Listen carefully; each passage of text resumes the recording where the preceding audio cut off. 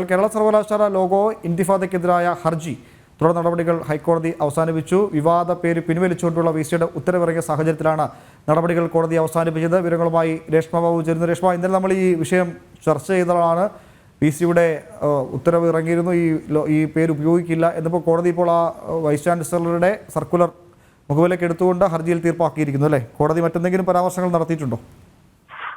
ഉമേഷ്, മറ്റൊരു പരാമർശത്തിലേക്കൊന്നും ഹൈക്കോടതി കടന്നില്ല. ഈ കേരള സർവകലാശാല കലോത്സവത്തിന്റെ ലോഗോയ്ക്ക് ഇന്തിഫാദ എന്ന പേര് നൽകിയത് പിൻവലിക്കണം എന്നുള്ളതായിരുന്നു ഹർജിക്കാരനായിട്ടുള്ള ആശിഷിന്റെ പ്രധാനപ്പെട്ട ആവശ്യം. എന്തായാലും VC കഴിഞ്ഞ ദിവസം തന്നെ ഈ പേര് പിൻവലിച്ചുകൊണ്ടുള്ള ഉത്തരവിറക്കി. അതുകൊണ്ട് തന്നെ ഇനി ഈ ഹർജിയിലെ ആവശ്യം നിലനിൽക്കില്ല. ആ ഒരു സാഹചര്യത്തിലാണ് പ്രസ്തുത ഹർജിയുടെ തുടർ നടപടികൾ ഹൈക്കോടതി സിംഗിൾ ബെഞ്ച് അവസാനിപ്പിച്ചിരിക്കുന്നത്.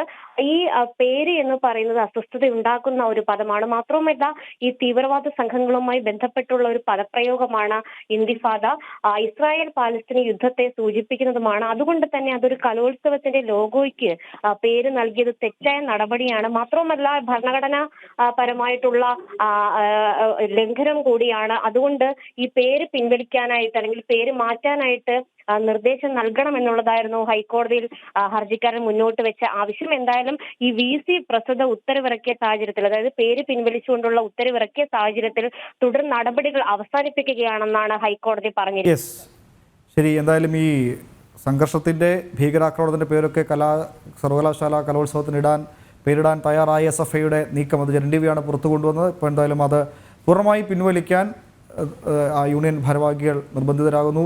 വൈസ് ചാൻസലർ ഇടപെടൽ, അപ്പോൾ കോടതിയിലെ ഹർജിയൊക്കെയാണ് അതിന് പ്രധാന കാരണം.